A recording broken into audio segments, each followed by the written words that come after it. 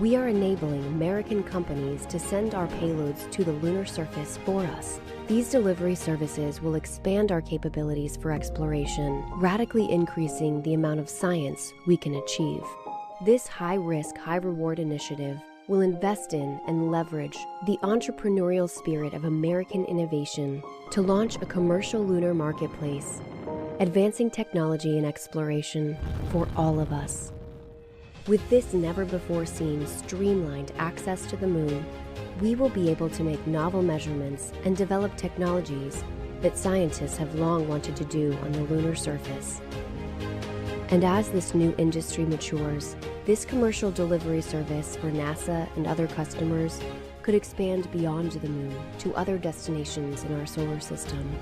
And we can learn to live on another world because we are explorers. If you're just joining us, we are now past that hour mark with just T-minus 52 minutes until landing. This moon landing is for Firefly's first mission to the moon.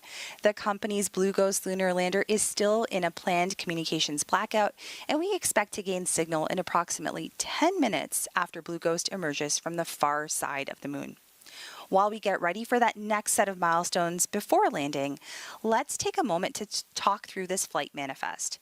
This is the largest payload manifest on Eclipse delivery with 10 NASA science and technology instruments on board. Diving right into the NASA payloads on this flight, we have the Next Generation Lunar Retroreflector, or NGLR, which is a passive instrument, meaning it does not power on. Instead, it will beam incoming laser light from Earth back in the same direction. The time it takes for the light to bounce back can be used to calculate the moon's shape and distance from Earth. Another payload on this flight, the Lunar Environment Heliospheric X-ray Imager, or LEXI, will aim to capture the first global images of the magnetic field that shields Earth from solar radiation, providing insight on how space weather impacts us here on Earth. During transit, LEXI operated for more than 50 hours total in preparation for collecting images from the lunar surface. Now let's talk about RAD-PC next. RAD-PC is the radiation-tolerant computer demonstration. You can't send just any computer into space. That harsh environment in space and on the moon can lead to malfunctions, system crashes, and permanent damage. Designed to recover from issues created by radiation, RAD-PC provides a cost-effective solution for a radiation-tolerant computer, which, if effective, could improve the safety for future Artemis missions. Now, during transit, RAD-PC successfully operated while passing through the Earth's Van Allen radiation belts, a positive sign that the computer is working as intended. Next up, we're going to talk about the Lunar GNSS Receiver Experiment Payload, or LUGRA. We discussed earlier is jointly developed by NASA and the Italian Space Agency. LUGRA is investigating whether Earth-based global navigation satellite systems, or GNSS signals like GPS, can be used for space-based positioning, navigation, and timing from a spacecraft's initial launch to lunar landing. During transit to the moon, LUGRA successfully tracked GNSS signals from GPS and the European Union's Galileo constellations and broke the record multiple times for the farthest GNSS signal acquisition ever, peaking in lunar orbit at 243,000 miles from Earth. LUGRA's signal reception on the moon's surface could mean a lot of things for future Artemis missions and the space sector. These are just 4 of the 10 payloads being delivered to the moon today for NASA. So let's head over to Antonia Jaramillo to learn more about SCALPS and EDS, some of our dust instruments on this flight.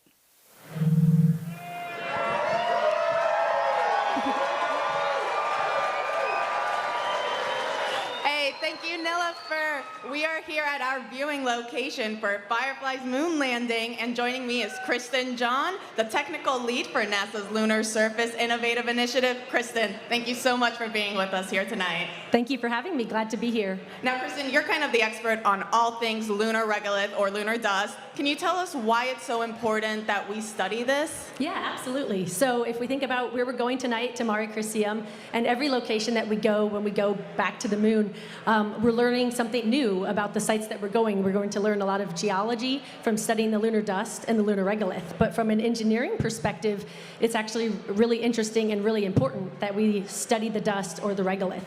So we learned from Apollo what a huge challenge and what a huge barrier the lunar dust can be for all of the equipment that touches the lunar surface.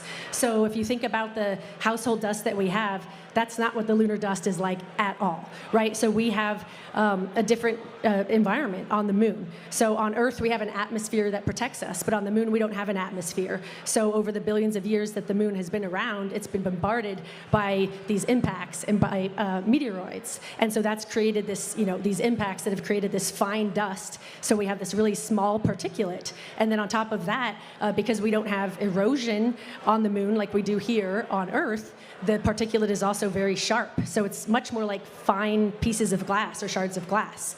And then on top of that, we also have this electrostatic nature of the dust because it's very dry and because of the different properties of the environment. So now you have this small, sharp, sticky dust. So when you send any equipment there, it affects literally everything. So as we go back with Firefly tonight, or this morning, I guess, and any mission that goes back to the moon, we're going to learn so much more about the hazards of the dust and how we can improve with every mission that goes back. And on this mission, one of NASA's science instruments is the electrodynamic dust shield that's going to actually help us, mitigate that lunar regolith. Can you talk to us a little bit more about that instrument and how it's going to also help our future astronauts when we go back to the moon? Yeah, absolutely. So EDS is a fantastic technology. So it's an active technology that actually has these transparent electrodes on different surfaces. So you can put it on a radiator or a solar panel or glasses or camera lenses to protect them. And it basically creates an electric field. And when you see it work, it looks like magic. But it basically creates an electric field that gets the lunar dust particles to basically walk off of the surface, whatever the surface is. So you can imagine in the future, any surface that might have dust that accumulates on it, which will be a lot of surfaces, whether that's a visor on a spacesuit helmet or camera lenses, even spacesuit material, you could use something like EDS to literally walk the dust off of the surface. That is so cool. Kristen, thank you so much for joining us. Now we'll send it back to our hostess, Nilofer and Bridget. And thank you, Antonia and Kristen, checking back in on Blue Ghost status. The team here in Firefly's Mission Operations Center continue to track the lunar lander as it begins its next set of maneuvers. Alcon. Blue Ghost lander has achieved nominal descent orbit insertion delta V for lunar landing. That is fantastic news that we just heard right there. All consoles were proceeding. Alcon journal log attached. Copy. All consoles were proceeding to step 45.6, post DOI and blackout lander status check. Starting with payload. Nominal. Com. Nominal. Ground software. Nominal. Flight software. Nominal. AVI. Nominal. VNS. VNS is nominal. GNC. Nominal. FIDO. Wait 3. Copy. Prop. Standby. Copy. TCS. Nominal. Systems. Holding. Copy. FC. Nominal. Copy. Holding for FIDO and prop. All right, we heard some of those call outs right there. So teams actually are a little bit ahead in terms of gearing up to attempt. They performed the descent orbit insertion. The DOI took place on the far side of the moon. During Flight DOI, fight is nominal. Copy.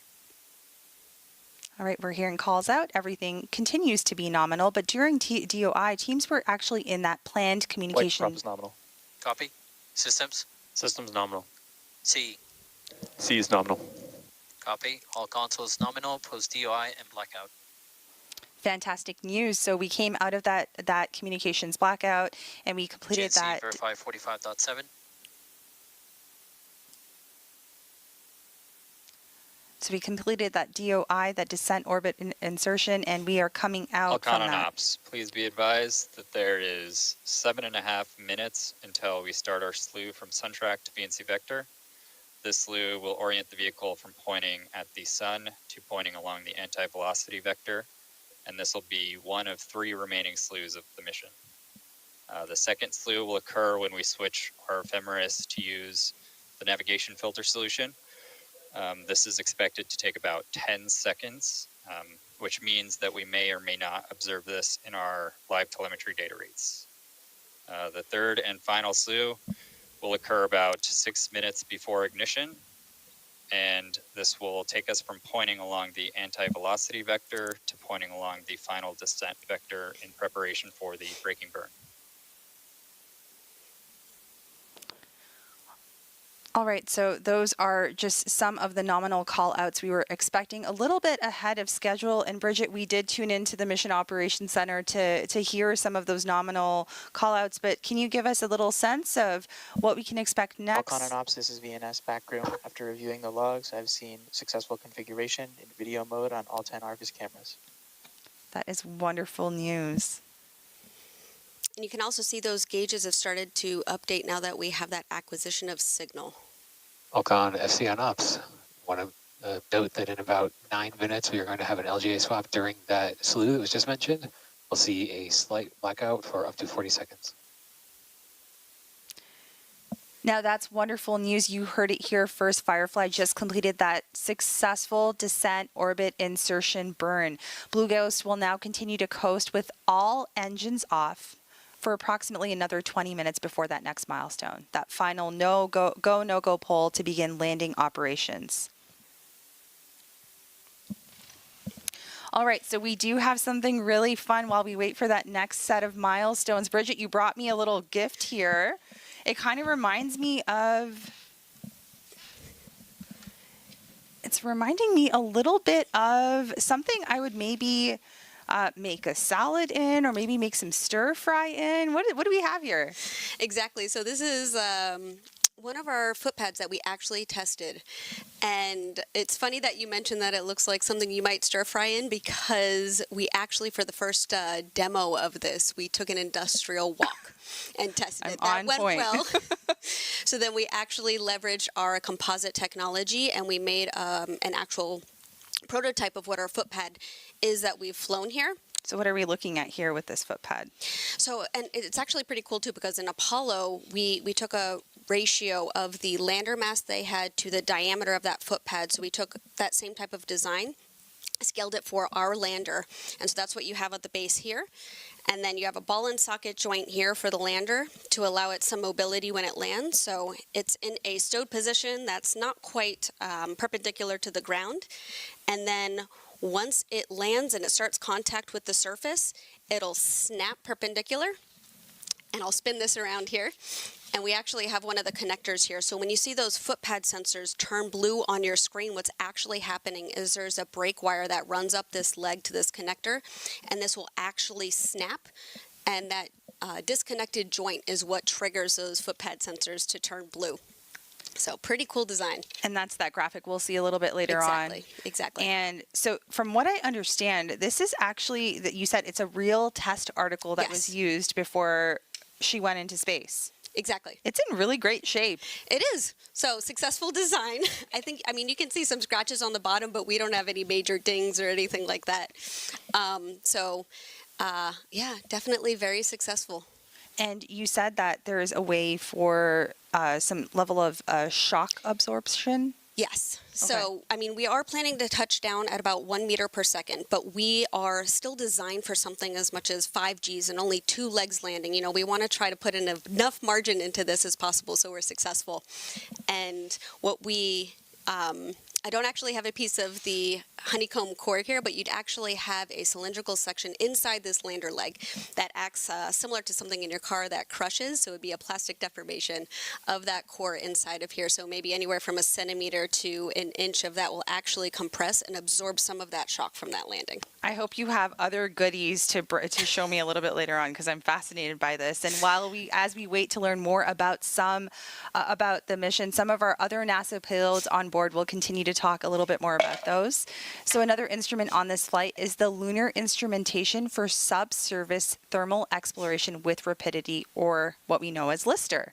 It's equipped with a drill and a thermal probe, which will dig up to a depth of 3 meters into the lunar surface and take some thermal measurements. By making similar measurements at multiple locations on the lunar surface, LISTER could shed light on the geological processes that shaped the moon.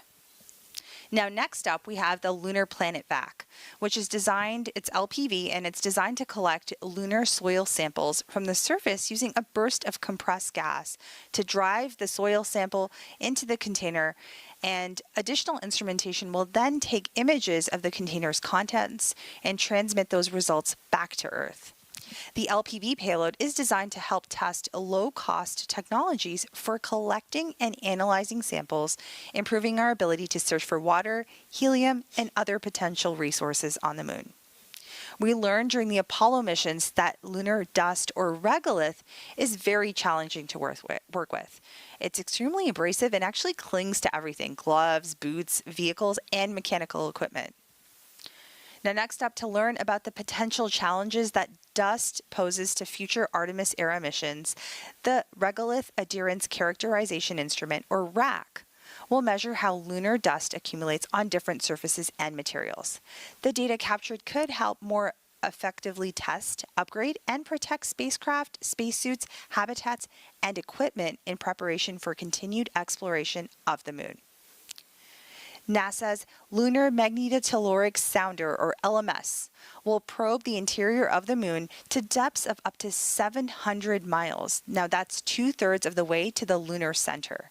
The measurements will shed light on the differentiation and thermal history of our moon, a cornerstone to understanding the evolution of solid worlds.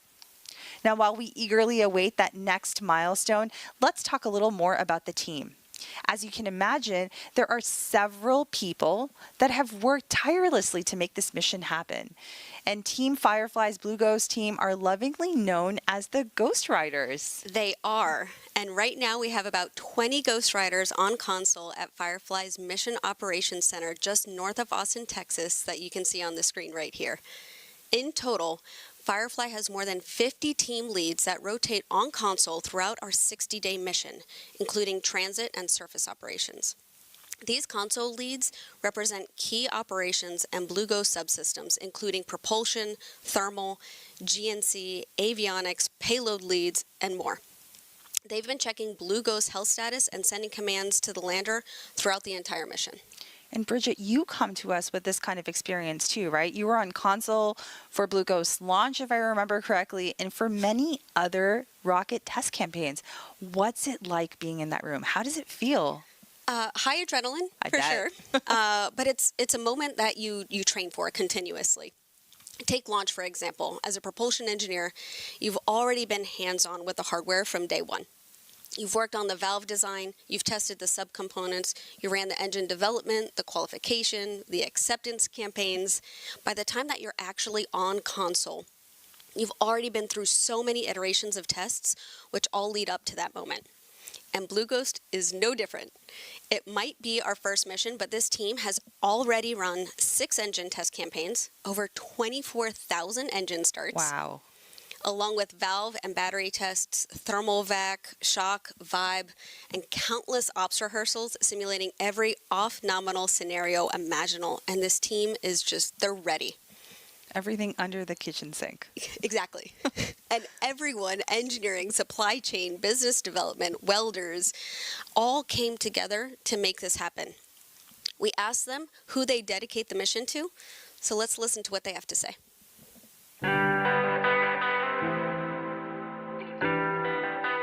If I could dedicate the mission to anyone, it would be the Blue Ghost engineers at Firefly.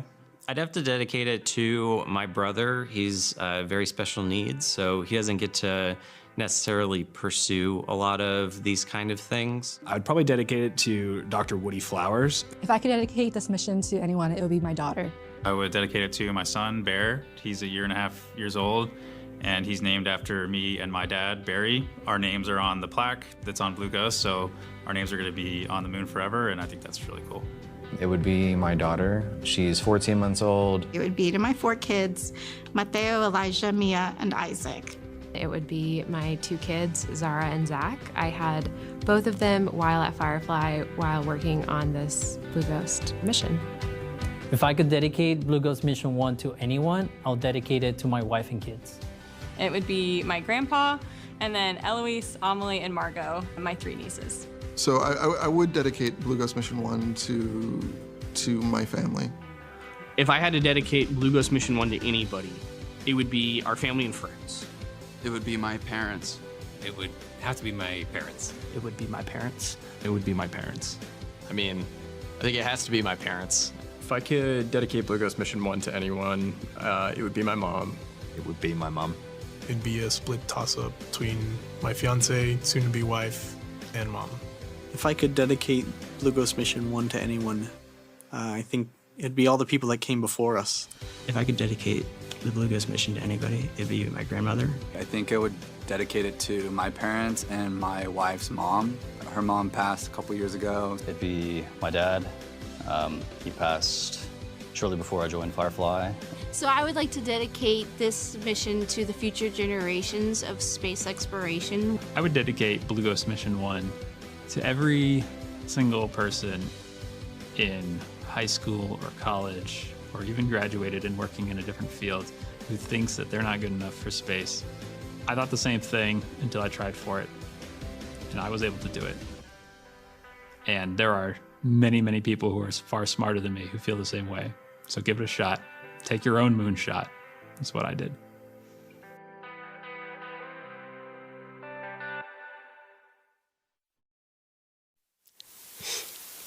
I'm inspired and just a little emotional after watching this. All the Fireflies and their families have been supporting the mission, including someone who's joining us right here.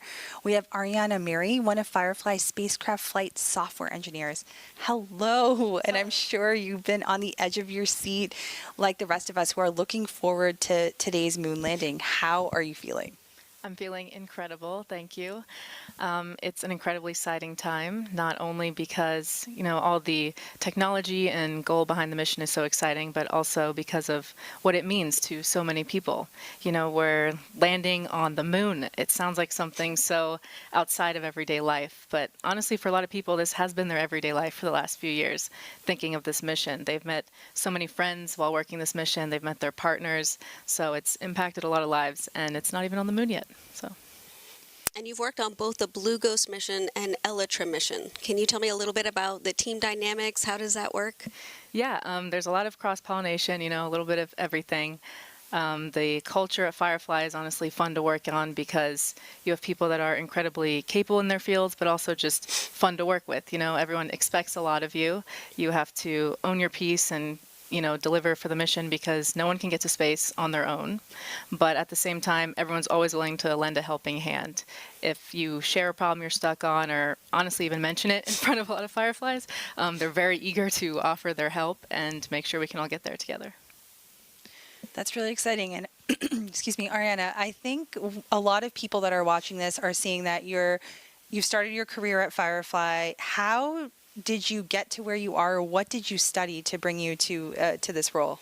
Yeah, so I was a computer science major in college, and so not an aerospace major, actually. And a lot of people don't have aerospace degrees that work in aerospace. There's a lot of jobs that are required to help us get there. And I applied online, and I'm not joking when I say this. I applied not thinking that I'd get it. Not humbly, I just applied as an exercise. Almost didn't do it, and it ended up really well. So I think about what would have happened if I didn't apply. So like Joseph said, if anyone is thinking about it, nothing bad can happen. Just give it a shot. Yeah, take your shot. And I think I have to ask, because we just watched this wonderful tribute video, who are you dedicating this mission to? Yeah, despite obvious contributions to me being here, my parents, I'd have to give it to them because I wouldn't be here without their constant support and their leading by example, I would say. And it's also not mine to dedicate, but I would also give it to the other Fireflies who worked on this mission. I've watched people pour their hearts into this, so I'll definitely be thinking of them when we land. Is there a particular memory or experience that stands out in your mind in the last few years? The last few years, all I can think about is the recent events. Yeah, there's so much craziness. I've learned that, all the people behind these great technologies are just people, and they're always fun to work with. Recently, honestly, the memory coming to mind is doing push-ups in the operations room. Once we launched Blue Ghost, we've had 24-hour comms since launch, and even during the blackouts once we entered lunar orbit, where there's always people in the room, we never leave console. So that's a lot of overnight long shifts, and so you got to do stuff to stay awake, and that's that's been Take my life. out that nervous energy Exactly, maybe too. you know, Okay. we're all supposed to be swole by the time we land, so. All right, thank you so much for being here, and thank you for your contributions to the mission. We look forward to talking to you after landing. Now, through CLIPS, NASA is buying a complete robotic lunar delivery service. Under this innovative model, NASA is one of many customers alongside commercial companies, universities, international partners, all with the common goal of sending payloads to the moon. Now, there are risks, and NASA is embracing a higher level of risk tolerance by leveraging commercial solutions to send rapid, low-cost deliveries to the moon, fostering a growing lunar economy. Let's take a look. Landing on the moon is hard. We're going back. Under this Artemis program, we're going to be sending humans to the moon for the first time since Apollo. So ahead of humans, we want to get up as much science exploration and technology experiments as possible. So CLIPS starts facilitating a lot of the early science, the things we want to learn before we even send humans. CLIPS stands for Commercial Lunar Payload Services, CLPS. The services part is the key element. Ordinarily, when NASA delivers a payload to the surface of the moon, they do it with a commercial partner, but NASA controls the building of the vehicle. Now, we're buying the service of delivery of our lunar payloads to the surface of the moon. It is a delivery service, akin to a delivery service that you'd have here on Earth. NASA will provide payloads to a commercial company. They decide how to get it to the moon. They have to develop their own lander, but they also have to manage the entire end-to-end mission. It's meant to provide affordable, rapid, frequent access to the lunar surface through American companies. We're funding different companies. We have commercial companies that are competing to win task orders to deliver our payloads to the surface of the moon. One of the goals when we started CLIPS was to help establish a lunar economy. Somebody has to do it first, and then it becomes commercially available. Then they're able to crank them up. Then they're able to make it more affordable. And so the lunar surface is just the next frontier for a commercial environment. But we had to acknowledge up front, all the way through the highest levels of the agency leadership, that some of them will fail. These missions may not be as successful as a traditional NASA mission. We have accepted the risk that going through this innovative approach with these commercial companies, that there could be some failures. Some of them are new companies. None of them have ever successfully landed on the surface of the moon.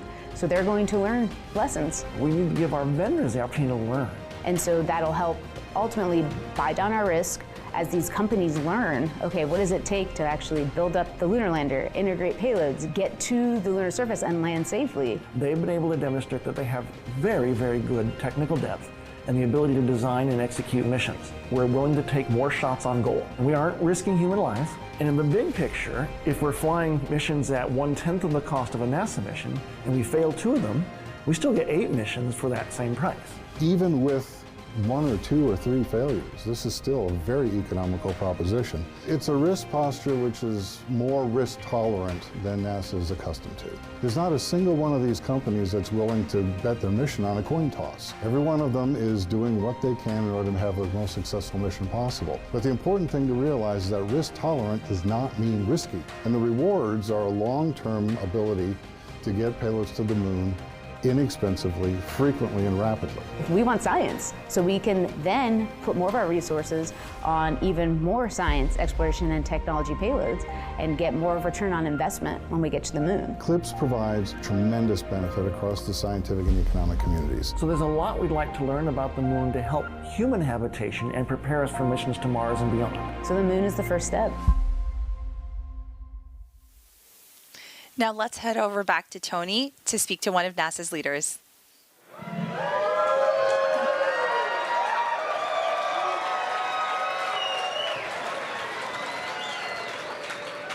Hey, thank you so much, Nilofer. It's always an honor to be joined by NASA leadership, and joining me now is NASA Acting Administrator Janet Petrow. Janet, how are you feeling with less than 24 minutes to go until landing? I can't tell you how excited I am right now to get to be here and experience the landing on the moon. What that's coming up is very, very exciting. So I'm very excited for this moment. Same here. Now, Janet, can you tell us why it's important that we maintain an American presence on the moon? Well, I think this administration really wants to keep America first. And I think the way that we keep America first is by dominating in all the domains of space. And the space domain of space we're going to capture recently tonight is going to be on the surface of the moon and around the moon. So as long as we keep dominating that space. I think we're going to be putting America first. We're going to make America proud. We're doing this for the U.S. citizens. So very exciting, and I really think we need to keep pushing forward. And as it's been described all this evening, the Commercial Lunar Payload Services, this program, which marries NASA, a little bit of seed money with the commercial private industry, bringing them forward, building that lunar economy. Building that economy is what's going to make us dominate in and around the moon, so we've got to do it. That's very well said. Now, on this mission, what are you most looking forward to learning about from all the NASA science that's flying aboard? So there's a lot of NASA science. You've heard that multiple times tonight. And you heard about the, the study of the lunar surface and the soil and all that. But the one payload that I'm most excited about is the electrodynamic dust shield, because it was that technology was developed at the Kennedy Space Center, and I know that team is so excited to see that technology go to work on the Blue Ghost. And I think everyone remembers from Apollo the difficulty of all the dust and how it would cover the cameras and on the vehicle itself and the solar panels. And so by having this electrodynamic dust shield, it'll prove out that technology, which the dust will not be a problem, hopefully, as we go forward. I'm really excited of learning of that one myself. And just like you, I'm also a Kennedy gal, so huge shout out to the EDS team. Now, Janet, is there any message you'd like to say to our public here as we get ready to land on the moon? Yeah, I would say thank you to everybody for their support. And I would also in particular like to thank the Firefly team. Earlier today I was talking to Jason, and he was talking about his team of people, and I got to see a couple of them, but I can tell you they are motivated, they're dedicated, they're relentless, they persevere, and they're really going to be successful. And then to the NASA teams that has all worked very hard to get to this moment, I want a huge thank you and shout out to NASA, the CLIPS, the Science Mission Director, for all they've done to make this moment possible. Well, Janet, thank you so much for joining us here today. Now we'll send it back to Nilofer and Bridget. Thank you both for those insights, and shout out to KSC. We are now in the final moments of descent. If you're just joining us, this is the NASA Firefly lunar landing broadcast for Blue Ghost Mission 1 as part of the agency's Commercial Lunar Payload Services, or CLIPS initiative. With just less than 21 minutes before touching down on the lunar surface, the team is planning to conduct that final go, no-go poll for the Powered Descent Initiation, or PDI, in about 5 minutes. Now, while we get ready for that, I know there are a few more steps before the actual touchdown. What can we expect in the upcoming descent phases? For our next descent phase, Blue Ghost will perform a fully autonomous powered descent initiation, which is a 9-minute braking burn that utilizes all engines to reduce Blue Ghost's orbital velocity from 1,700 meters per second down to just 40 meters per second. It's during this time that Blue Ghost uses D'Souza guidance to position itself above the target landing site, where we'll pitch over from a horizontal to a vertical orientation. And if you're not familiar with D'Souza, it's considered the optimal guidance law for planetary lining. And Christopher D'Souza is credited for this. D'Souza's model is actually very similar to the guidance model used during the Apollo moon landings. Exactly. And during the D'Souza guidance phase, Blue Ghost is fully autonomous. No pressure. We won't be sending any more commands to the vehicle until we touch down on the surface. We trust the lander to do what she was designed to do. Following D'Souza, Blue Ghost will enter the terminal guidance phase at T-minus 100 seconds to touchdown. Blue Ghost's main engine will shut off, and our RCS thrusters will perform the final descent by pulsing as needed to reduce our descent rate down to just 1 meter per second. So it's like a slow walking speed. It's during this phase where our vision navigation system is actively scanning the lunar surface, assessing things like craters, slopes, and rocks to automatically select a hazard-free target that's within our landing zone. Starting at T-minus 11 seconds to touchdown, we'll then enter the landing guidance phase, and it's during this phase where Blue Ghost's descent rate is maintained at that 1 meter per second. And I'm already feeling those nerves. That landing descent profile has to be precise. It's very, very impressive.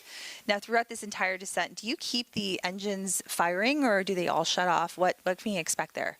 Great question. So those Spectre engines we spoke about before, they're designed to pulse. They give us a very fine-tuned control during descent. Each of those engines fires 4 times in a second, anywhere from 60 milliseconds to 235 millisecond bursts. So about as quick as a bird flapping its wings or as long as a blink of an eye. Then, once the lander's foot pads detect contact with the surface, they send a signal for the engines to cut off. And what you see on the screen now is a visualization of these contact sensors to show which of those foot pads have successfully touched down on the surface. Now, that procedure sounds so simple when you explain it, but we both know how much work it got to get to this point. We know how we are going to land, but what will we see? And most importantly, what about the pictures? So to set the stage, there's 2 types of antennas that we talk about here. We have an S-band antenna, which you can kind of think of as our lower resolution SD antenna, and then you have your X-band, or our high resolution. The plan is to use our S-band antenna to send our first images, hopefully within about 30 minutes of a nominal landing. But if that data rate is too limited, we're going to switch to X-band. This takes a little bit longer to deploy and calibrate, but once it's up, we're going to have a much faster downlink for high-definition images and video. So that was really helpful, and hopefully we can expect those images to come in shortly after we touch down on the lunar surface. So at this point in time, we got a little preview of that landing sequence, and thank you so much for sharing what we can expect. I'm really excited to see those first images. Step 47.2. So we heard that call for that go, no-go poll. Teams have been training for this mission and are now getting ready for that go, no-go poll ahead of that PDI we talked about, or that powered descent initiation. Here's what to expect now. If the poll's a no-go, Firefly does have another opportunity to do another orbit around the Falcon moon. and ops. SLU has begun to our final descent vector. 1 minute until SLU completion. GNC verifies step 46.2. So as I was saying, based on how this goes, if we are a no-go, then we have another shot at orbiting the moon and doing a powered descent initiation. But if we're go, Blue Ghost will take the wheel and perform that autonomous descent operation Bridget just went over with us.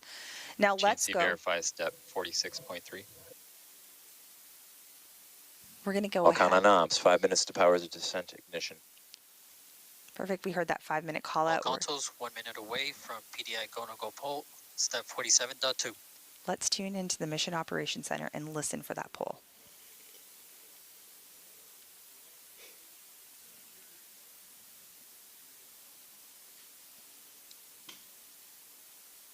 So what y'all are seeing on the screen here are those positions in the Mission Operations Center, and we'll see those light up as they give their go or no-go commands. And on our screen right now, we are seeing our flight director, right? That's right. So that's Charles right there. He's our flight director for this mission. Falcon on ops. SLU is complete. GNC verifies step 46.4. Right, everything continues to remain nominal as we stand by for that go, no-go poll. Falcon on op. VNS is reporting position covariance below 50 meters. And that VNS is our vision navigation system. Thermal state is 11. We will be starting PDI at 97% state of charge. All consoles, flight on ops. PDI cannot be aborted if the lander has transitioned to descent critical. Also at this point, we're going to proceed with our power descent initiation go, no-go poll, starting with payload. Go. COM. Go. Ground software. Go. Flight software. Flight software is go. AVI. AVI is go. VNS. VNS is go. GNC. Go. FIDO. Go. Prop. Go. TCS. Go. Systems. Go. C. Go. FC. Go. All consoles, Blue Ghost lander is a go for power descent initiation. And y'all heard it from Falcon on Charles. ops, 3 minutes remaining until power descent initiation. We are go for the powered descent initiation. In the next 15 minutes, we're going to tune into our Mission Operations Center as the team monitors the vehicle and prepares for that final descent. Now there are some of those visuals that you were describing earlier in the show, Bridget. So we can see our countdown clock where we're about 14 minutes, just almost under 14 minutes from landing.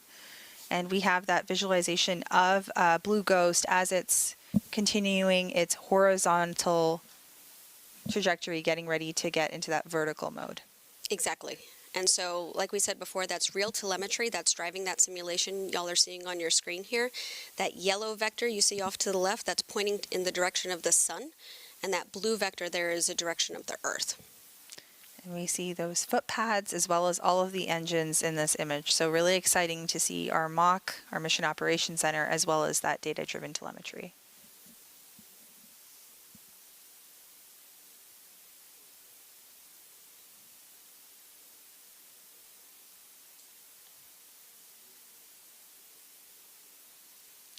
All right, if you are just... All count ops, 2 minutes remaining to power descent ignition. With that 2-minute call out, if you are just joining us, this is the NASA Firefly joint broadcast for Blue Ghost Mission 1 as part of the agency's Commercial Lunar Payload Services Initiative. We are standing by as PDI process and procedures do continue. Just as a reminder to those of you who are tuning in, the graphic visualization that we do see is has about a 15-second delay, and we did cover that at the top of our broadcast. So just as a reminder, there is that 15-second delay. So we may we may hear that call for landing before the data does get there, but we would like to point that out and keep that in mind as we continue to follow along. That last call out you heard was propellant settling, so we actually use these ACS thrusters that will 60 seconds to PDI. That'll help settle that propellant, so the propellant's where it's needed to in that fluid system for ignition. So exciting.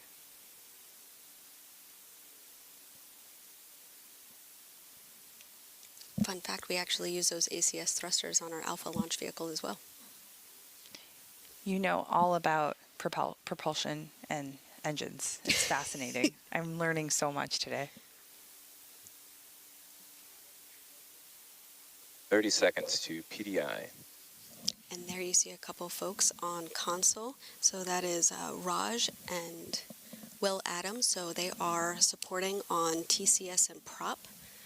It's for propulsion and thermal control systems. 10 seconds to PDI. Let's stand by and tune in to Mission 7, Ops. 6, 5, 4, 3, 2, 1.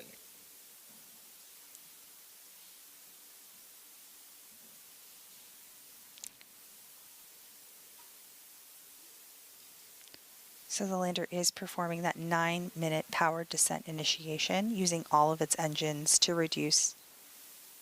And you can see that on the simulation right there with Main the engine engines on. going. Main engine is on. We see that. Descent critical. Call All outs controls, going flight on ops, and abort is no longer possible. Right, teams have been practicing for this moment, and we see that taking place right now. And this is where the lander is positioning itself closer and Ignition closer. temperatures nominal. Nominal callouts. Guidance mode D'Souza, 48.1 confirm. And we heard that D'Souza guidance. Attitude and rate errors look like they converge back to nominal after the transition. Current draw is nominal. Tank pressures are stable, prop is nominal. And remember, this burn lasts VNS is stable, nominal. about 9 minutes. Navigation filter is well behaved. We love when things are well behaved. Exactly.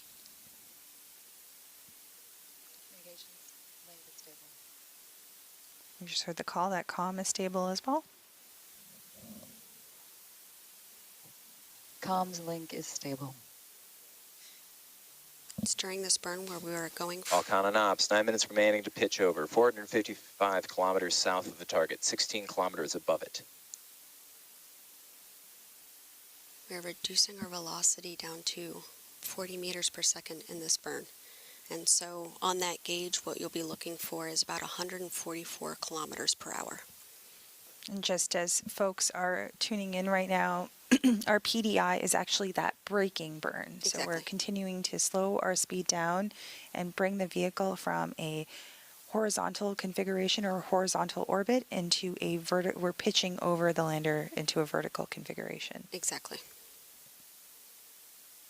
All of our RCS engines are firing at a mid to high throttle here in the anti-velocity direction to slow us down. We're shedding all of that horizontal velocity like you're saying.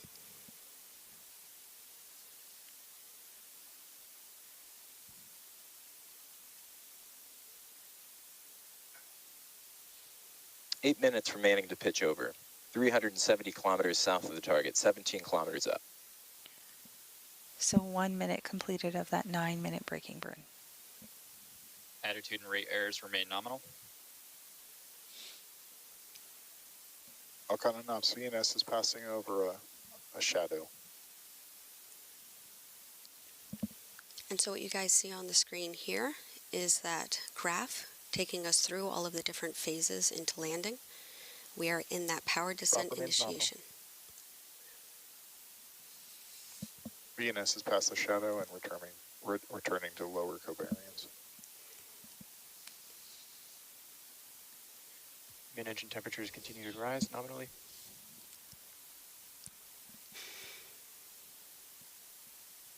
How are you feeling? Excited, nervous, anxious. Lots of feelings. 7 minutes to pitch over. 290 kilometers south, 16 kilometers up.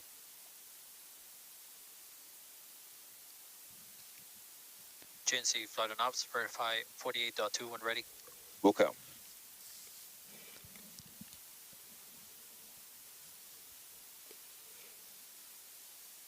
So we are seeing our various folks in the Mission Operations Center that are continuing to follow along during this braking burn called Power Descent Initiation, or PDI. All operations continue. Engines trimming out, target achievable, 48.2 confirm. Batteries at 92%. In the front left of the room there, where the camera's pointing, you're going to see that's 100% of those teammates with us from ASI and Space NG. So you're seeing folks from ASI, GNC1, GNC2, FIDO. You got Space NG with Vision Navigation Systems. 6 minutes remaining until pitch over. 222 kilometers south, 15 kilometers up. All right, we can hear that number. VNS is crossing over the final ridge as we enter the Mare Crisium. We're getting closer and closer to our landing site, Mare Crisium, on the northeast part of the moon, on the side that faces us here on Earth. Now there is a NASA console position as well. That's right. They're on the opposite side of the room, probably in the corner the camera can't see right here. And that's to conduct all of the 10 payload surface operations over the course of the next 14 Earth days or 1 lunar day. That's right. And I think that's fair, Navigation right? filter looks nominal, and Star Tracker is still in lock. So she's sitting in our payload seat. So she is. She's been phenomenal on this Power mission, is nominal. and she's been with all of the payloads since the beginning. I remember interviewing her for our podcast, and she was phenomenal. She knows these payloads like the back of her hand. 5 minutes remaining until pitch over. 140 kilometers south, 13 kilometers up.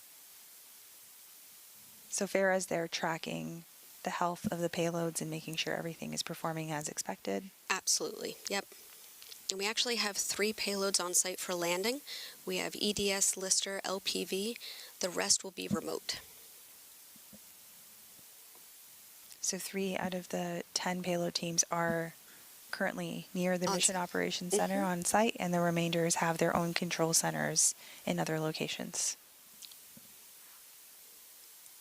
And so this is a primary operations VNS center. is seeing drops to validate. They back to global. There's some backup rooms upstairs too for secondary, tertiary, and extra data review.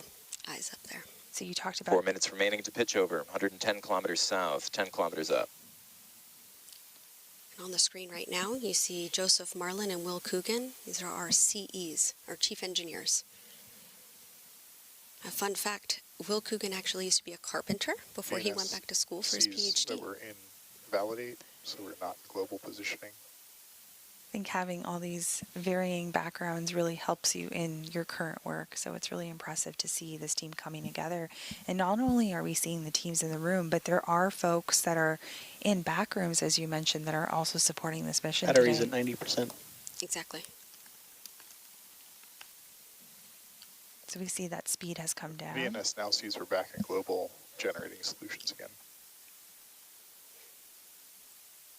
That's 7 kilometers from the surface. That braking burn continues. Falcon and ops, 3 minutes remaining until pitch over, 67 kilometers south, 7 kilometers up. Getting closer and closer to that lunar System temperature surface. still nominal.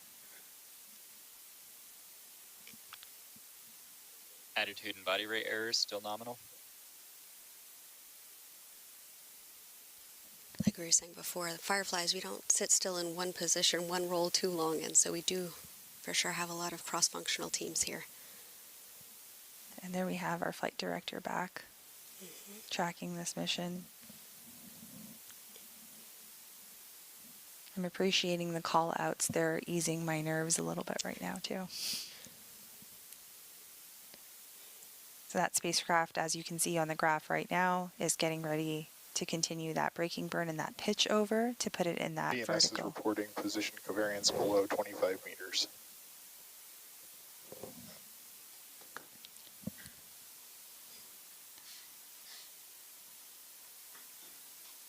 Two minutes remaining to pitch over, 35 kilometers south, 4 kilometers up.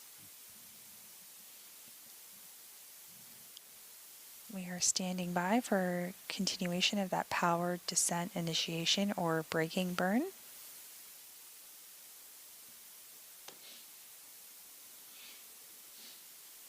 This is where all engines are firing to pitch GNC over. flight on ops, verify 48.3 when ready. That was Charles. Do you know what seat's missing, what subsystem? What are we missing?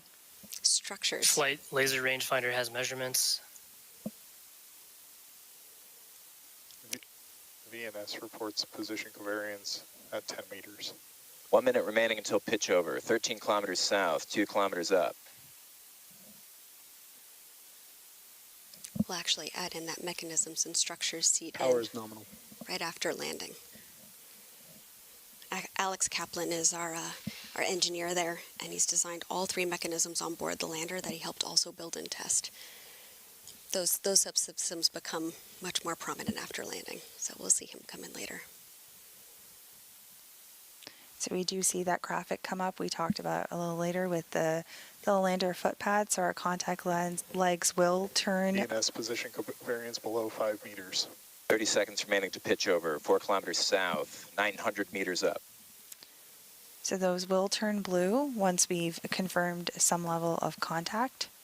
And we'll continue to track as we get closer and closer to the lunar surface over the course of the completion of this PDI. You can see the graphic on the screen demonstrating that Blue Ghost is getting into that vertical configuration and doing that pitch over as expected. Man engine off. Terminal guidance. 500 meters up. Batteries at 87%. All right, from here on out, it is just going to be those Spectra 400 engines. meters. Now, just as a reminder, those Spectra engines that we see firing right now on our GNC screen, and VNS flight on ops, verify 49.2 when ready. they are doing those pulses. VNS is in relative. 260 meters up. First redirect occurred, 98 meters from original target. 1 minute remaining in flight. The vehicle is converged on its commanded descent profile. All right, so we are in that autonomous phase that you had described to us. She is ready and has been preparing for this. You're going to hear a lot of call-outs here about vision navigation solutions, laser Seconds remaining in rangefinder, terminal. 100 meters up.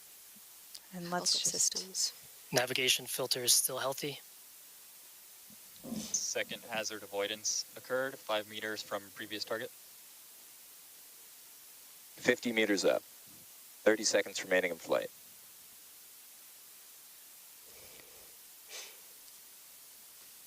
Payload verify 49.4. Copy.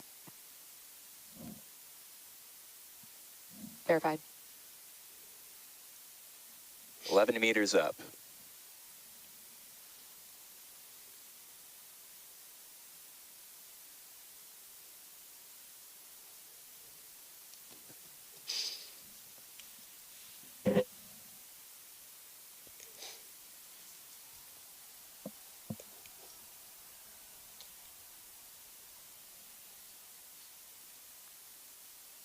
Vehicle and shutdown. 3 contact sensors tripped. Engine shutdown confirmed.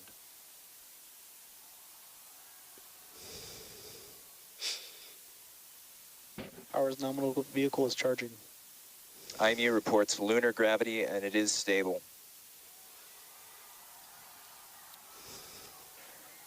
Alcon, Chief Engineer on Ops.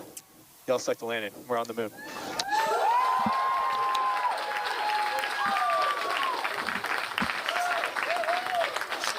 Firefly Aerospace just became the first commercial company in history to complete a fully successful moon landing. Congratulations to the entire team. This is such an incredible feat for Firefly, NASA, our nation, and the world as we pave the way for a lasting lunar presence. Congratulations, Bridget. And to our Firefly and NASA teams, what a nail-biting moment in history. The joint teams are now celebrating or enjoying this much-deserved celebration at our landing event here in North Austin, Texas. This marks the beginning of the next phase of the mission, surface operations. How are you feeling, Bridget? Honestly, overwhelmed. I am so proud of our team. Firefly has a way of constantly exceeding expectations. This is a perfect example of that. Over the last 4 years, so many dedicated Fireflies across different teams and disciplines came together to make this happen. Now we have a permanent presence on the moon with every employee's name engraved on a Blue Ghost plaque. So now when we look up at the moon, we can tell our kids and future generations that their family name is up there. Thanks to this team and everything they have achieved. But it's not over. We will be operating the payloads and gathering even more data that will make an even larger impact on the future of space exploration. Congratulations. Thank you. And now this lunar lander is gearing up to conduct those surface operations and downlink that anticipated image from the lunar surface. So while we stand by for that, we have Tony back with some guests from NASA's Science Mission Directorate. Tony. Here, we're going to be right here.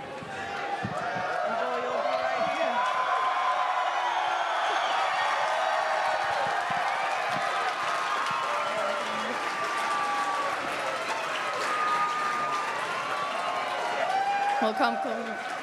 Thank you, Nilofer and Bridget. Now joining us is Associate Administrator for the Science Mission Directorate, Nikki Fox, and then the Deputy Associate Administrator for Exploration with NASA Science Mission Director, Joel Kearns. Nikki, Joel, I mean, what a momentous occasion. How are you guys feeling? We're on the moon!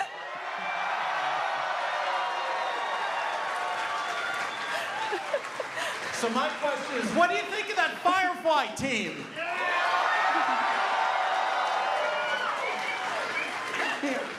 It is such an exciting time. I mean, what a huge congratulations to everyone. Now, Nikki, can you tell us a little bit more about why this landing location was chosen and why, Blue Ghost is on the near side compared to when some other landing sites are chosen for other of our Eclipse flights? Yeah, absolutely. We choose, I'm sorry, I'm just so excited right now, but we choose our landing sites very carefully. Our Eclipse landers will go to the South Pole, to the near side, to the far side. This one in this really perfect location. We want to study the geological features on the moon. We want to study the interaction with the solar wind. We want to just learn more about the regolith. We want to be able to prepare for our future astronauts to go and keep them safe. And so we chose the science instruments perfectly to go to to this incredible place on the moon. That we did. And you know, Joel, this is the most NASA science that we have sent on Eclipse flight thus far. Can you tell us a little bit more then? What is the primary goal, or what are we hoping to find then with all of this? So we're landing in a place that's of great scientific interest, but it was also in a very achievable place to land.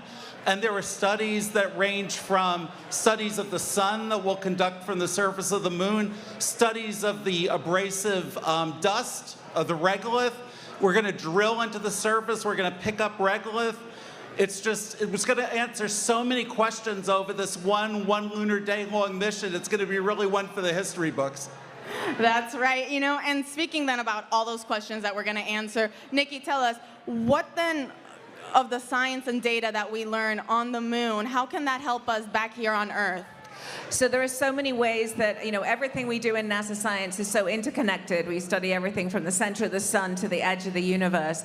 Right now, focusing on the moon, learning more about particularly things like, you know, how that regolith, how it sort of interacts when we land, what the plume looks like, how sticky it is, if we can clean it off those surfaces, just telling us all about that. For us here on Earth, all this technology that we're sending up to the moon continually all has real-world applications as well. And so everything that we do, you know, coming back and serving humanity and inspiring the world with NASA science. That's right, we sure are. You know, that's really fascinating. Talking more about, you know, some of the scientific instruments that we're sending. As we know, Joel, some of those science instruments have flown on prior Eclipse flights, and they're also scheduled to fly on future ones. Why is that? Why do we choose some of the same instruments for certain flights and different ones for others? Well, you know, we've only really been to a few places on the surface of the moon during Apollo or even with our robotic surveyor craft from the 1960s.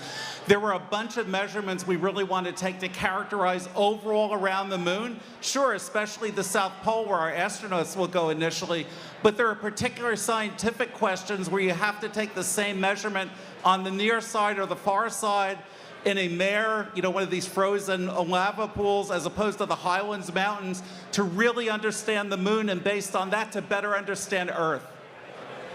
You know, I can't wait for that. And, you know, Nikki, talk to us then about some of the lessons learned then that we have, you know, learned from now our other Eclipse flights that were applied for this one or, you know, for the future ones. Yeah, I mean, I think one of the amazing things about our Eclipse providers is they are all there for one another. You know, even today, Jason was sharing stories about what some of the other teams have been sending. Good luck to Firefly today. It is just an amazing community. And that is what we wanted to do with the Eclipse program, was really get this sustainable commercial lunar economy and have it led by American companies. And that's so important to us. As Joel said earlier, you know, we're not doing this as NASA, we're doing this in partnership with these American companies. And so, you know, just seeing the community that we're building is just so amazing. And so just congratulations to everybody. Yeah, very well put. I mean, to both of you, how are you guys feeling right now that we're on the moon? I don't know, it's all in a day's work, isn't it? Really, it's, you know, it's a Sunday. No, honestly, it is so amazing. We were standing outside watching it, and Joel was getting instant, like, you know, feedback from all those amazing people in the mock. And it's just incredible it was just, I don't know, you know, seeing it come down and then you're suddenly like, oh my God, it's 5 kilometers above the surface. And so it's just an amazing achievement. I am so proud of everyone in this room because you all had a part in putting this lander on the moon. Whether you're a Firefly or whether you're a family member of a Firefly or whether you're a member of the amazing NASA science team, congratulations.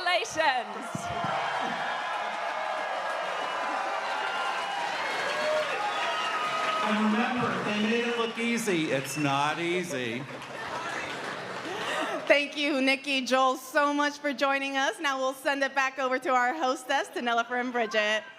Welcome back. For those just joining us, Firefly successfully touched down on the moon in an upright, stable condition, becoming the first commercial company to complete a fully successful moon landing. We expect to have the first image within the next 10 minutes, depending on the signal strength of our S-band antenna. The timing will vary based on the position of our lander and the ground stations on Earth. If the S-band data rate is limited, we'll likely need to switch over to that X-band antenna, which needs to be deployed and calibrated. At that point, we'll plan to share the first image during our press conference in a few hours. And I don't know about you, but we're on the edge of our seat waiting for these first pictures. How are you, or how does it feel knowing that Firefly is leaving their mark on the moon? I don't think there's another feeling that even remotely compares to this right now. I'm sure you've been... So, you know what? I have to ask, because we talked all about the engines. We saw that great visual data telemetry. I know you have something else to show us. Do you have anything else here? I always have goodies. I always have props. You did work on our engines. We love hardware here. Let's take a second here. We're just doing a quick safety briefing on, or a safety practice on something that Bridget has for us to see today. Oh, this is cool. It is cool. Oh, let's move this out of the way here. All right, so I love talking about Spectre. This is that 200 Newton Hypergol engine. You will notice I am wearing gloves. Right. The Hypergol propellant is actually a toxic propellant, and while this has been completely decontaminated, we still want to take safety precautions just in case. But yeah, you can tell that so there are, if you want to actually show on that lander, but there are 8 of these engines on the lander. Okay. So we have pairs on each side. Right there. All right. Exactly. Okay, so we see our 8, and those are the Spectre engines that we see right here. Got it. And then these are, it's a biprop engine, so we have 2 different propellants here. Okay. And because it's hypergol, we don't need a third ignition source. They just ignite on contact with each other, which is pretty cool. And these are our Kraken main valves. We love to have fun names here at Firefly.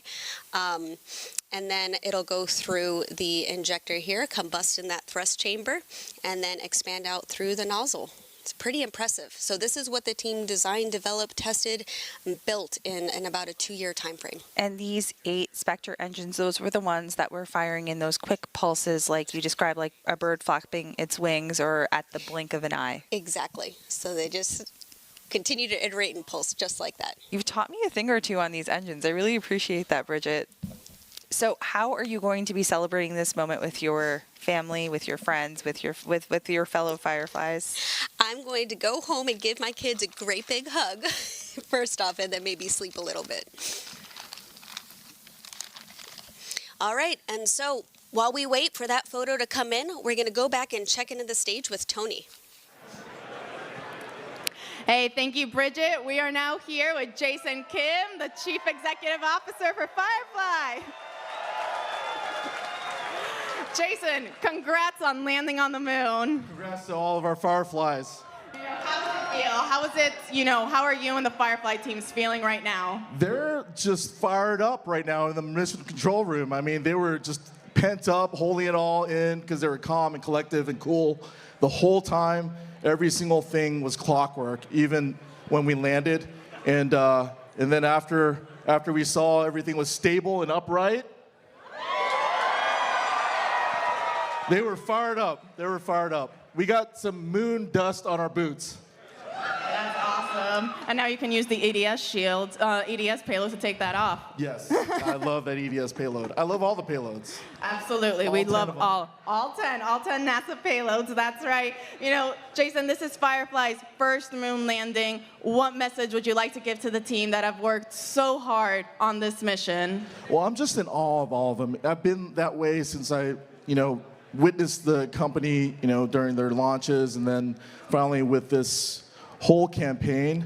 I'm just in awe of all of our Fireflies and just all the hard work that they put into this, all the extra sacrifices they did from their family and friends. So thank you to all the family and friends. All that design work, all the testing, all that simulation, it finally paid off. And we're just so glad and happy for our team. Absolutely, and now You're on the moon. I mean, Blue Ghost is finally on the moon. What do you think, or what do you hope that this mission means, or this message sends to all the aspiring and future engineers and scientists that are looking to one day enter the aerospace industry? Well, if you look at everybody in that mission control room and everybody at our company, you don't have to always be a rocket scientist, although we have some great ones at the company.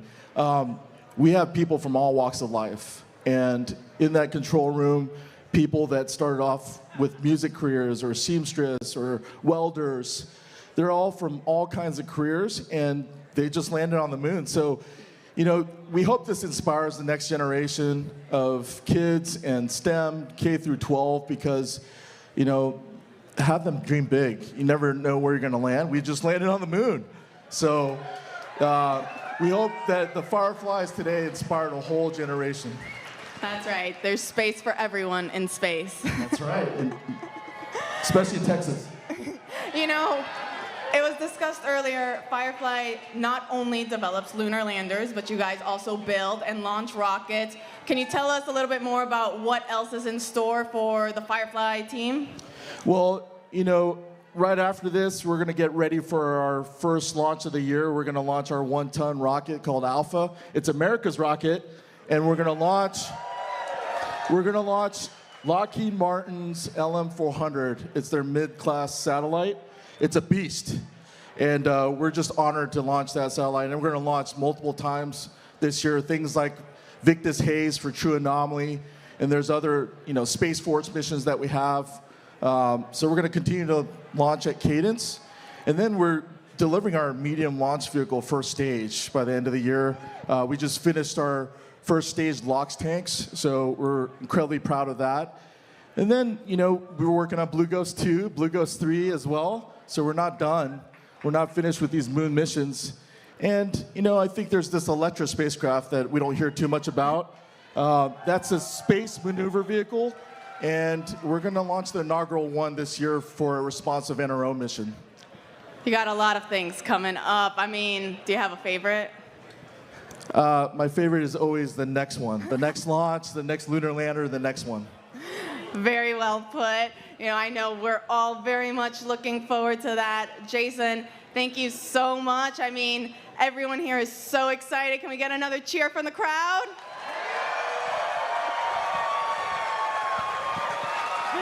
Awesome. All righty, well, we'll go ahead and send it back to our hostess, to Nilofer and Bridget. Thank you, Tony, and thank you, Jason. Congratulations once again. If you are just joining us moments ago, Firefly became the second American commercial company to touch down on the moon with its Blue Ghost lunar lander. Now, we're standing by right now for that first moon image, which we expect in the next 15 minutes or so. So while we wait, Bridget, do you mind giving us a little bit of a preview on what's next for this mission? Yeah, sure. So this is going to be the beginning of our surface operations. Within the next 2 hours, Blue Ghost will perform surface commissioning in order to activate each subsystem and perform health checks. We'll also deploy and calibrate that X-band antenna that we spoke about earlier. That's going to increase our bandwidth and begin downlinking HD imagery and video. And then following surface commissioning, we're going to begin those 14 days of the payload operations. Great. So that includes deploying that surface access arm with the lunar planet vac sample, that little vacuum to collect some samples. Right up there, you can see on the screen.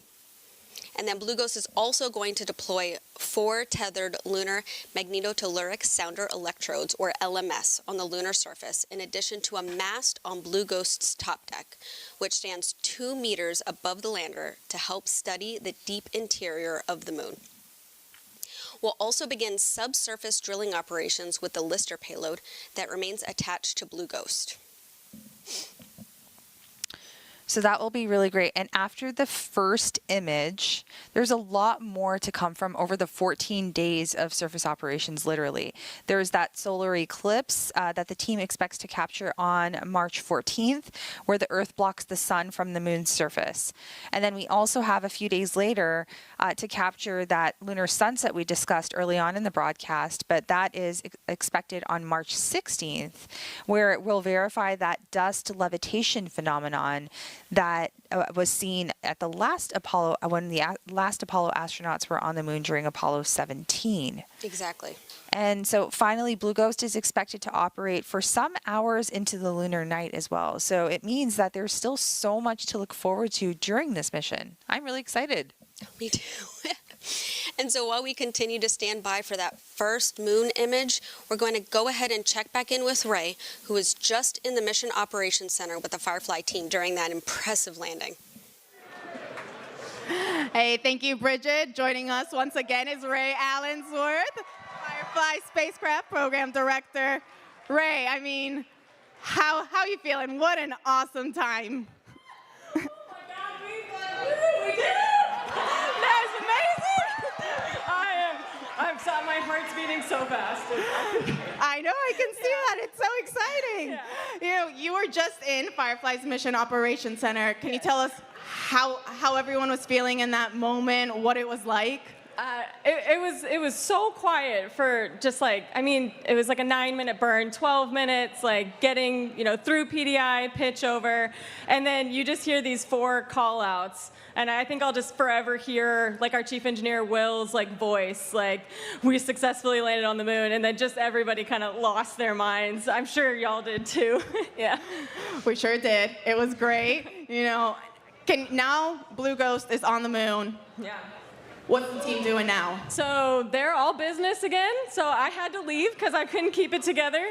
So they are immediately going into health and safety, and then it's really just immediate into payload ops. So we landed at the beginning of the lunar day, and we want to maximize as much of that time as possible for all the payloads. So they will immediately dive into that, and really these first 3 days after landing are going to be just jam-packed. Just try to get every single payload op going that we possibly can. Can you talk to us a little bit more about those surface operations and now kind of some of the most exciting moments that we can look forward to while Blue Ghost is on the moon? Yeah, so I like to say that when we land on the moon, I think the lander kind of comes to life.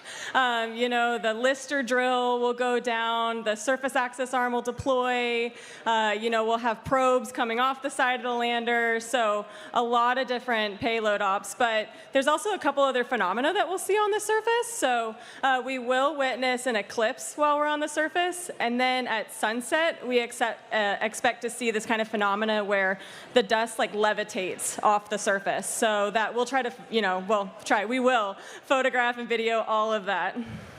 That is so cool. When it was being discussed earlier, that lunar sunset, I think we were all like, wait, what are we going to be looking at? Exactly. Yeah. No, I love that. This, as was mentioned, isn't going to be the only lunar mission for Firefly. Can you tell us a little bit more about the upcoming ones, what we can expect, how those will look? Yeah, absolutely. So Blue Ghost Mission 2 is well underway. We're moving into the integration phase of that mission.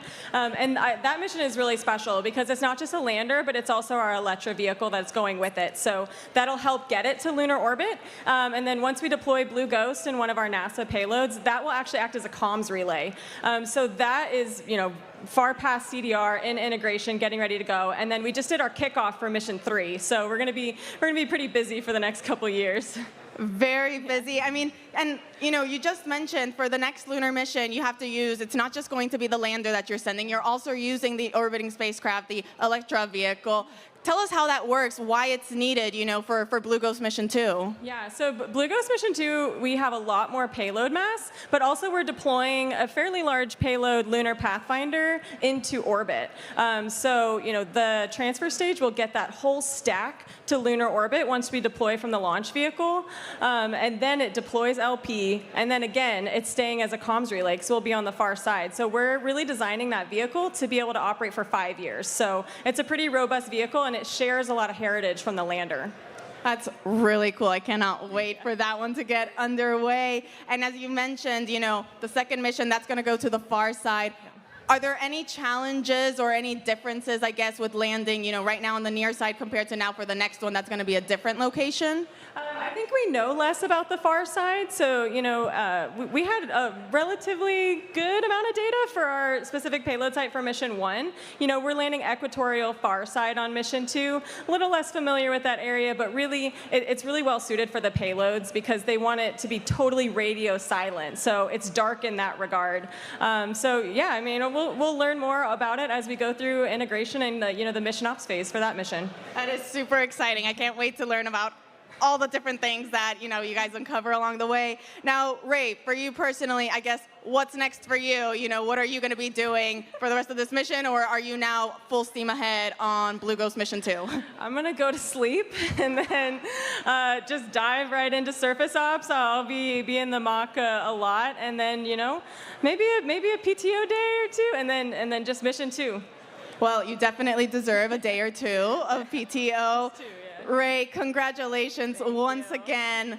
Thank you so much for joining us. Now we'll send it back to our hostess, to Nilofer and Bridget. Thank you, Tony, and congratulations to both of you once again. In case you missed it just moments ago, Firefly successfully landed on the moon at 2:34 a.m. Central Time. The Blue Ghost lunar lander safely touched down in Mare Crisium, delivering those 10 NASA science and tech instruments. Now, we should just give a heads up that we do expect another image, or their first image rather, to come through in approximately the next 30 minutes. We are standing by for that. But let's talk a little bit more about what to expect and what took place over the course of the landing. So let's take a look at that incredible landing. Now that we're on the surface, we're, like I said,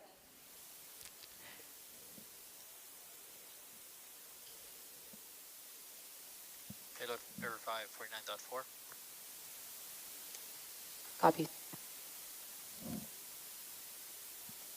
Verified. 11 meters up.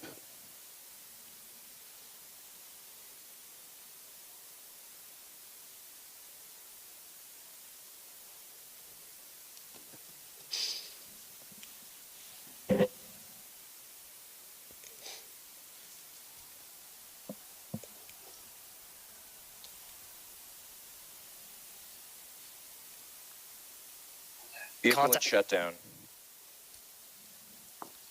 3 contact sensors tripped. Engine shutdown confirmed.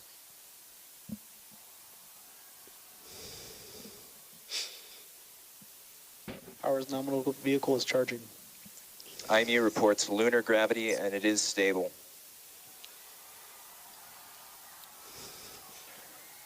Alcon, chief engineer on ops.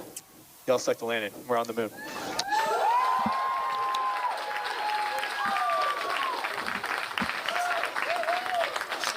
Firefly Aerospace just became the first commercial company in history to complete a fully successful moon landing.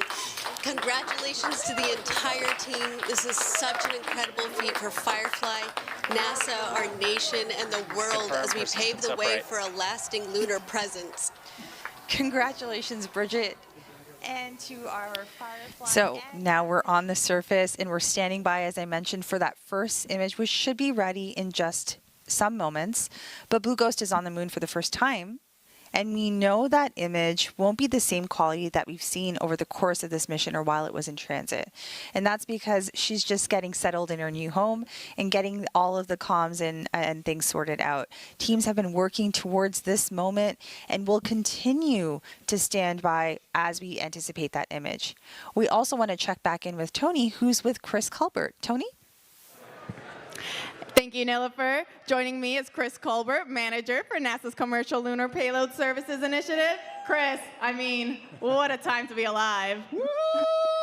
We did it! Congratulations, Firefly. Awesome job. That's right. Now, Chris, can you tell us why it's so important that NASA has the CLIPS initiative and that we have multiple companies sending our NASA instruments to the moon? So CLIPS was designed to help us learn how to go to the moon. We haven't done it in 60 years, and we're doing it a different way, utilizing commercial companies to get us there. We're using multiple commercial companies because we want to be able to fly a lot of missions relatively quickly. So we're hoping to get lower cost missions at a faster pace, and we just have proof it works. We landed on the moon almost perfectly. That's right. You know, and speaking of the moon, I guess, why the moon specifically? Like, why was that location chosen for CLIPS as opposed to any other location in the universe? Well, let's start with the first part is because the moon is close. It's relatively easy to get to. We can get to it in just a few days. But it's also a key part of the Moon to Mars strategy for the agency, the Artemis program and getting humans back to the moon and on to Mars.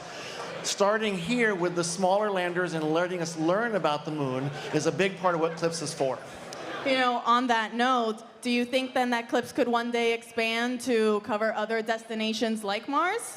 Well, what I think we're seeing here is that commercial companies are very successful. So we want to take advantage of those capabilities and the growing industrial base in the United States and the American companies, what they bring to the table to allow us to broaden our exploration. It's a key part of the Artemis strategy is to take advantage of commercial companies. And as we just proved tonight, they can do it. They can do it really well. That's right. You know, now that we have another commercial company on the moon, how does it feel to see this initiative underway and producing results? It's astounding. This is amazing. I can't say enough good words about the Firefly team. They did just such amazing work all the way through, and that was kind of a picture-perfect landing. Everything worked beautifully all the way through this mission. They knew what they were doing. They solved every problem that came in front of them. This is just an amazing feeling. It demonstrates that what NASA started with 5 years ago can work, that we can utilize these commercial companies at a fraction of our normal cost, and we can get to the moon. We've got another landing coming up in just 5 more days, and 6 more planned over the next 3 years. So we've got a lot of moons coming, and this works.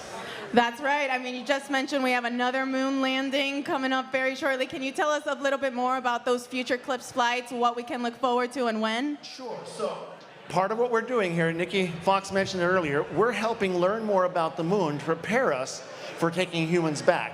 So we're flying an increasingly complex series of instruments to the moon and demonstrations of technology to help advance our capability prior to taking the humans there, to make it safer and more productive when they do get there. We'll see those missions scattered out fairly consistently over the next 3 to 4 years as our instruments are matured and put together, and we take advantage of what we learned from these early missions. You've heard a lot today about the instruments on this mission. We'll learn from those instruments and make adjustments to the instruments we fly in the future. And you'll see those spread out over the next 2 to 3 years so that by the time we take humans back, we know a lot about the moon. That's cool. I'm very much looking forward to that. I mean, Chris, you know, thank you so much again for joining us here. Now, we'll send it back to our hostess, to Nilofer and Bridget. Thank you both, and thank you, Chris, for guiding the entire CLIPS team since day one. I know it's an accomplishment, and I know that I am not alone as I express gratitude for your guidance and support over the years. We are all so grateful for you. Now, we do have something exciting that we've all been waiting for. Do you want to tease the audience a little bit more, or what do you think? Well, we have that lunar image ready. Do we? Let's go ahead and share that with the team here. All right, you're seeing it here first. Look at that view. I'm feeling a little bit emotional, and I'm feeling over the moon. Now, when I look up at the moon from down here, I will always remember this exact moment and the fact that Blue Ghost Mission 1 is in the northeast region in Mare Crisium. What an incredible sight. Bridget, can you tell us what we're looking at right now? Yeah, so this will be one of those cameras on the lunar lander. We're looking at that lunar surface, so you can see the various features of that regolith, the crater, some rocks, and that vision navigation system did such a phenomenal job finding what looks like a relatively flat surface for us to land on. And then obviously you can see some portion of our lander in that image as well. Now, this is that low-quality image we anticipated, but Firefly expects to share more imagery and insights at the upcoming news briefing. That's right. We'll get that X-band imagery, and then we'll actually also be able to get that video from landing. Now, before we get ready to wrap, what else is next for Firefly, Bridget? In the coming weeks, Firefly is scheduled to launch Lockheed Martin's LM-400 satellite on our next Alpha rocket. The Firefly team is also gearing up for our next mission to the moon in 2026. And that mission is part of another NASA CLIPS task order. But this time we're going to utilize a 2-stage spacecraft configuration with Firefly's Blue Ghost lander with a stacked Elytra orbital vehicle to support operations in lunar orbit and on the far side of that moon. To learn more about the rest of Firefly's upcoming missions, you guys can always check out fireflyspace.com/missions. And I know NASA has a lot coming down the pipeline too. What do y'all have in store for us? We do. We are busy. So CLIPS continues to be an example of how NASA is enabling commercial services at the moon to support long-term lunar exploration. We have more CLIPS deliveries that are planned through 2028, and the next CLIPS lunar landing is coming up. Intuitive Machines' IM-2 mission is just days away to landing on the moon on March 6th at Mons Mouton, which is near the moon's south pole, which you can follow on all of our NASA channels. On top of the next moon landing, we also have a launch. We're launching 2 new NASA science missions together in the coming days. NASA's newest space telescope, SphereX, and its rideshare Punch will lift off from Vandenberg Space Force Base in California. Now, then after that, we do have the launch of Crew 10 to the International Space Station, which is targeting no earlier than March 12th, as well as the return of Crew 9 shortly after. And beyond that, there's Artemis 2, the first crewed mission of the Orion spacecraft and Space Launch System rocket, which is scheduled for no later than April 2026.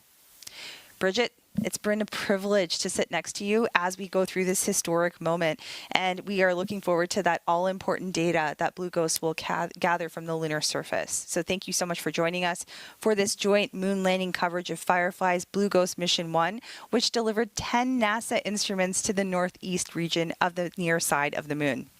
And that's going to be a wrap for us tonight. We are incredibly proud of what this team has accomplished today. We want to thank you all for joining us. Be sure to tune into the joint Firefly and NASA press conference that's set to begin at 4:30 a.m. Central or 5:30 a.m. Eastern on NASA Plus and Firefly YouTube. We do plan to share our HD imagery we talked about and that descent video during that time. And we'll also provide more in-depth updates on the mission ahead.